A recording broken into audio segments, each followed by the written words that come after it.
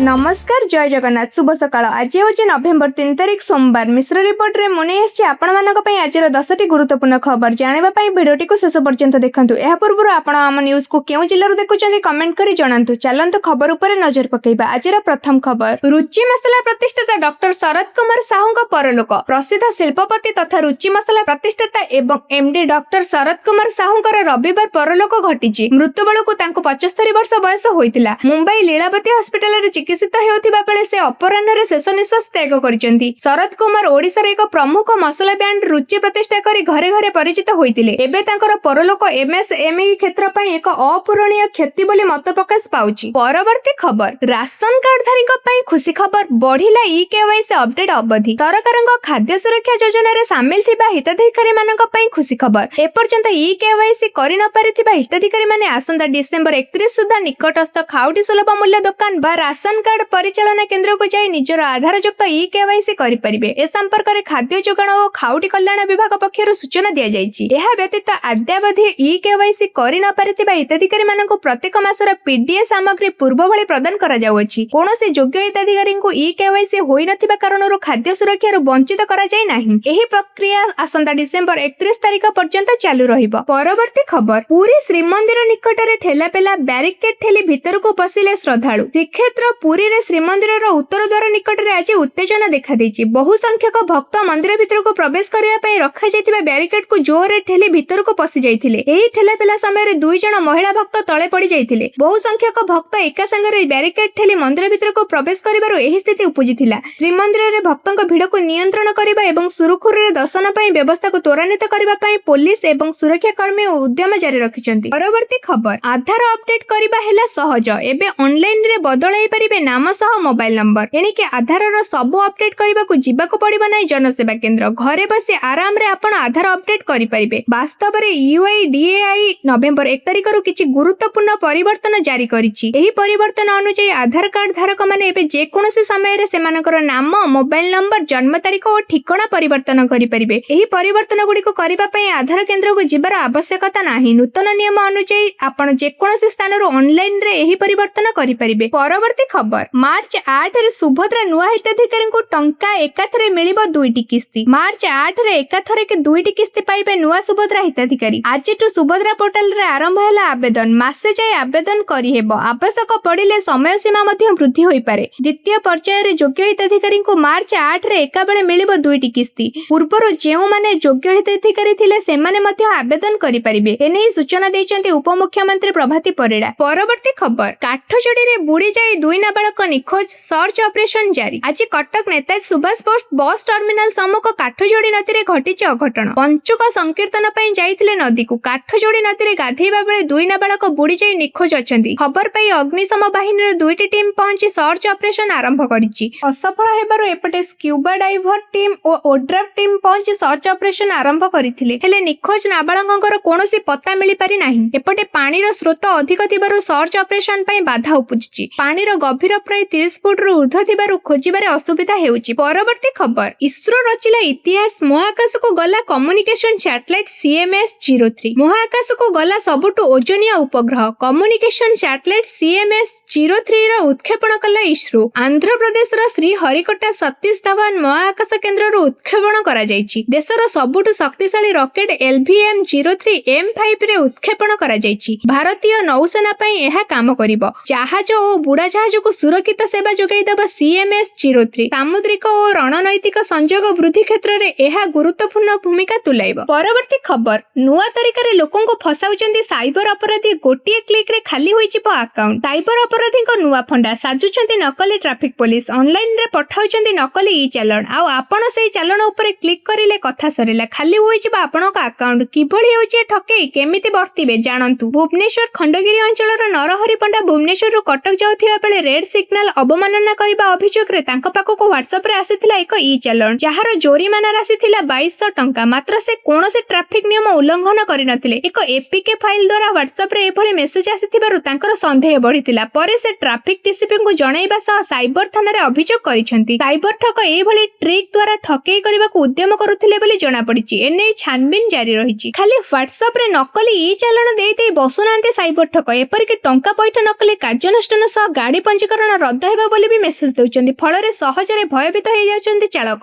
ଏଇଭଳି WhatsApp message ଆସିଲେ ଭୟଭୀତ ନ ହୋଇ ତୁରନ୍ତ ଟ୍ରାଫିକ ପୋଲିସ ଥାନା କିମ୍ବା ସାଇବର ଥାନାରେ ଅଭିଯୋଗ ଦେବା ଜରୁରୀ ବୋଲି ଟ୍ରାଫିକ ଡିସିପି କହିଛନ୍ତି। ପରବର୍ତ୍ତୀ ଖବର, ମିଳିଲା ହଜି ଯାଇଥିବା 23 ମୋବାଇଲ ଫୋନ। ଏହି କୌଶଳରେ ଠାବ କରି ଲୋକଙ୍କୁ ହସ୍ତାନ୍ତରିତ କଲା ପୋଲିସ। ଗଞ୍ଜାମ ଜିଲ୍ଲା ଭଞ୍ଜନଗର ପୋଲିସ ରବିବାର ଲୋକଙ୍କ ହଜି ଯାଇଥିବା 23ଟି ମୋବାଇଲ ଫୋନକୁ ଜବତ କରି ସେମାନଙ୍କୁ ହସ୍ତାନ୍ତରିତ କରିଛି। ଏନେଇ ଆଜି ଅପରାହ୍ନରେ ଥାନା ପରିସରରେ ଏକ ଖବରଦାତା ସମ୍ମିଳନୀ ହୋଇଥିଲା। ପୋଲିସ CEIRକୁ ଆଧାର କରିକି ଲୋକଙ୍କ ଫୋନକୁ ଜବତ କରିବାରେ ସକ୍ଷମ ହୋଇଛି। ଯେଉଁମାନଙ୍କ ଫୋନ ହଜି ଯାଇଥିଲା ସେମାନେ ଆଉ ଫୋନ ଫେରି ପାଇବାର ଆଶା ଛାଡ଼ି ଦେଇଥିଲେ, କିନ୍ତୁ ନୂତନ ବୈଷୟିକ ଜ୍ଞାନ କୌଶଳ ମୋବାଇଲ ଫୋନକୁ ଠାବ କରିବାରେ ସହାୟ ହେଲା। ଆଜି ଥାନା ପରିସରରେ ଅନୁଷ୍ଠିତ ମୋବାଇଲ ଫୋନ ହସ୍ତାନ୍ତରିତ ମେଳା ଅନୁଷ୍ଠିତ ହୋଇଥିଲା। ଏହି ସମୟରେ ଅତିରିକ୍ତ ଆରକ୍ଷୀ ଅଧିକାରୀ ରଞ୍ଜନ କୁମାର ଦେ, SDPO ଦୀପକ କୁମାର ମିଶ୍ର, ଥାନା ଅଧିକାରୀ ଜୀବନାନନ୍ଦ ଜେନା ପ୍ରମୁଖ ଉପସ୍ଥିତ ଥିଲେ। ସୂଚନାଯୋଗ୍ୟ ଯେ ଗତ ମାସରେ ଭଞ୍ଜନଗର ପୋଲିସ ଏହିଭଳି 26ଟି ଫୋନ ଉଦ୍ଧାର କରି ଲୋକଙ୍କୁ ହସ୍ତାନ୍ତରିତ କରିଥିଲା। ପୋଲିସର ଏହିଭଳି ସଫଳତାକୁ ଅଞ୍ଚଳବାସୀ ଖୁସି ବ୍ୟକ୍ତ କରିଛନ୍ତି। ପରବର୍ତ୍ତୀ ଖବର, ବର୍ଷା ଗଲା, ଏବେ ଚିନ୍ତା କେବେଠୁ ପଡ଼ିବ ଶୀତ। ପଞ୍ଚୁକ ଆରମ୍ଭ ହେଲାଣି, କାର୍ତ୍ତିକ ସରିବାକୁ ବସିଲାଣି, ହେଲେ ରାଜ୍ୟରେ ନାହିଁ ଶୀତ। ସେପଟେ ବାରମ୍ବାର ବଙ୍ଗୋପସାଗରରେ ଲଘୁଚାପ ସୃଷ୍ଟି ହେବା ଫଳରେ ଲାଗି ରହୁଛି ବର୍ଷା। ଏବେ ପୂର୍ବ କେନ୍ଦ୍ରୀୟ ବଙ୍ଗୋପସାଗରରେ ସୃଷ୍ଟି ଲଘୁଚାପ ମିଆଁମାର ଉପକୂଳ ଆଡ଼କୁ ମୁହାଁଇଥିବାରୁ ରାଜ୍ୟରେ ବର୍ଷା ସମ୍ଭାବନା ନାହିଁ। ପାଣିପାଗ ବିଜ୍ଞାନୀ ବିଶ୍ୱଜିତ ସାହୁଙ୍କ ଆକଳନ ଅନୁସାରେ ସମଗ୍ର ରାଜ୍ୟରେ କମିବ ତାପମାତ୍ରା। ନଭେମ୍ବର 7 ପରଠାରୁ ଉତ୍ତର ପବନ ସହ ତାପମାତ୍ରା ଖସିବ। ଚଳିତ ବର୍ଷ ଶୀତ ବିଳମ୍ବରେ ଆସିଥିବା ବେଳେ ଆଜିଠୁ ଉପକୂଳ ଜିଲ୍ଲାରୁ ଆରମ୍ଭ କରି ଫୁଲବାଣୀ, ଦାରିଙ୍ଗବାଡ଼ି, ବାଲିଗୁଡ଼ା, ଗଜପତି ଆଦି ସ୍ଥାନ ତାପମାତ୍ରା ଖସି 15ରୁ 17 ଡିଗ୍ରୀ ଭିତରେ ରହିପାରେ।